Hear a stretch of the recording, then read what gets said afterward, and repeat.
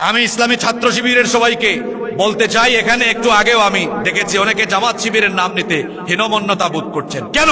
আমরা এই দেশের মানুষ, এই দেশে জামাত শিবির ওপেনলি তাদের প্রোগ্রাম করবে। বাধা যদি কেউ দেয়, আমরা মনে করব সে ভারতের পাঁচাটা গোলাম, ভারতীয় রাজাকারকে দেশের মানুষ ভালোভাবে মোকাবেলা করতে চায়।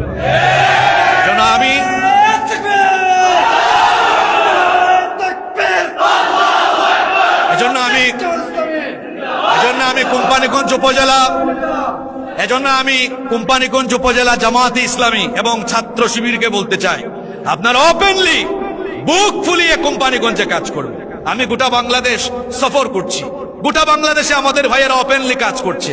এখানে কার এত বড় সাহস যে ইসলামী আন্দোলনের কাজে বাধা দিবে? এই জমিন আল্লাহর, এটা মসজিদের দেশ, মাদ্রাসার দেশ, আলেম উলামার দেশ। জামাতে ইসলামী, ইসলামী ছাত্র শিবির এই দেশে কোনো নেতা নেত্রীর আদর্শ কায়েম করবে না। তারা এই দেশে মহানবী মুহাম্মদুর রাসূলুল্লাহ সাল্লাল্লাহু আলাইহি ওয়াসাল্লামের আদর্শ বাস্তবায়নের লক্ষ্যে, আল্লাহর জমিনে আল্লাহর দ্বীন বাস্তবায়নের লক্ষ্যে কাজ করছে।